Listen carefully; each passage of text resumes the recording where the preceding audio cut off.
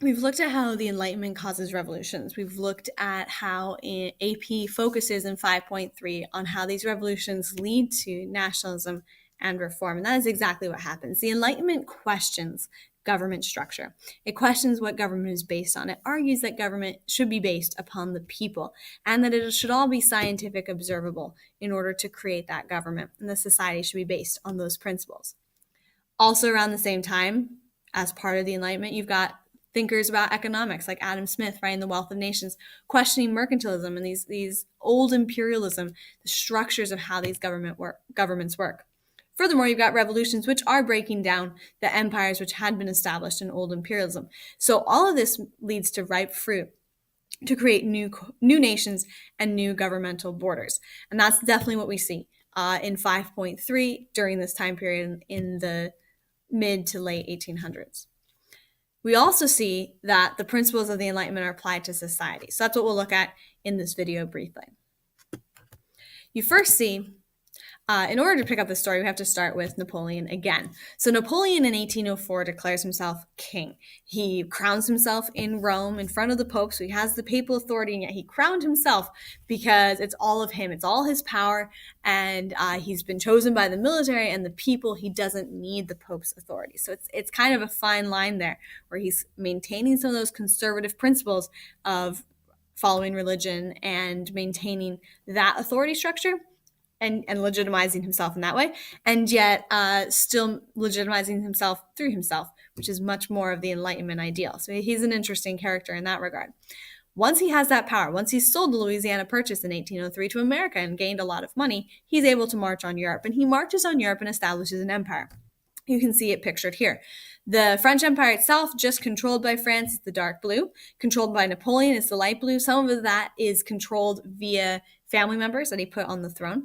And he marches all the way into Russia. Russia defeats him. Literally, the geography, the winter of Russia, defeats Napoleon. Napoleon limps home, only to be met by the allies who have met up to, including Great Britain and others, who fight against him, exile him. He comes back. They fight against him again and exile him after the Battle of Waterloo. What's important about this is not just the impressive actions of Napoleon, but it also opens the door for two new forms of political ideals. The first is a reaction to him. The second is a spread of many of the French revolutionary ideas. The first, conservatism, is a reaction to Napoleon. It's people seeking to maintain tradition, stability, and monarchy in reaction to what Napoleon is doing. Liberalism is the opposite of that. It's embracing the revolution. It's embracing those Enlightenment ideals. Classic liberalism is mostly the idea that people should be as free from government as possible, but you're going to start seeing over the 1800s pretty quickly a more even further liberal ideals of socialism and communism, which focus more on equality than liberty, but still that classical liberalism then to the fuller extreme. Nationalism will come out of that. We'll get to that in a moment.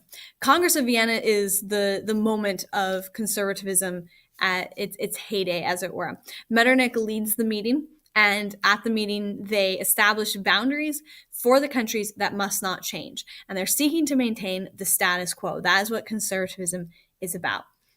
They've defeated Napoleon, and they're going to keep it that way. They're going to keep the borders as they are. But they're pretty quickly challenged. In 1848, you see revolutions break out all through Europe. Every place where there's a red dot is where a revolution happened, but none of them are successful.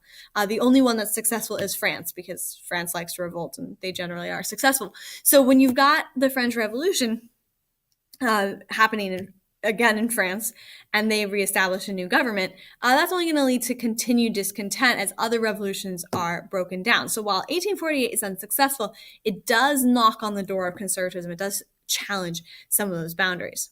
Other boundaries are more social, and so you see this in 1848 as well. The Seneca Falls Convention, where women argue for women's rights in America and women's vote, and so challenging those boundaries. And furthermore, in 1848, Karl Marx publishes his book, Challenging Capitalist Principles. So this is kind of a year for challenging those conservative principles. None of them successful that year, except for France. But most of them are definitely wetting the wheel, as it were, to see more revolutionary action in future. The thing that actually opens the door for it is the Crimean War. The Crimean War is when Russia invades the Balkans. Pretty simple. They're looking for a warm water port as usual. They march on Crimea, which is in modern day Ukraine, though it's currently under question. And this leads to a power struggle and a power scramble in the rest of the world. So you've got, after the Congress of Vienna, if you take a look at this map, they're seeking to maintain the balance of power, intervening in any country where revolution happens. It's really the era of conservatism. But in 1853, now with the Crimean War, allies change. Britain has to come against Russia because now they're challenging the status quo.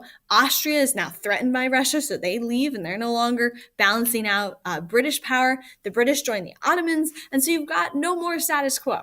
This allows other countries and other little states on the borders of bigger empires and conglomerates to argue for nationalism. The first one to do this is Germany. The state of Prussia, led by Otto von Bismarck, or he's really the mastermind, nationalized as Otto von Bismarck uses a series of wars to threaten and cajole the rest of German principalities into joining into Germany. Otto von Bismarck is a more conservative nationalist. However, you're going to see him promoting social reforms and trying to keep a strong government power while still promoting liberalism. He's an interesting character there. Or not liberalism, but liberal ideals. Then you've got Otto von Bismarck as well. Is not really an idealist. He just wants realpolitik. Germany will be stronger if they're together. Giuseppe Garibaldi is very much an idealist. He's a nationalist because he loves Italy, and he works with the Count Cavour, who work together to unite Italy and all the Italian states to give them to the King of Piedmont, Victor Emmanuel III, and eventually create a united Italy. There's nationalism in Europe. But this spreads, and it spreads really quickly across the Atlantic to Argentina. And here's Jose de San Martin, who joins up with Simon Bolivar to free Argentina based on nationalist principles and create the country of Argentina. Of course, at the same time, Simon Bolivar is trying to create Gran Colombia, which unites multiple Spanish states because they all speak Spanish.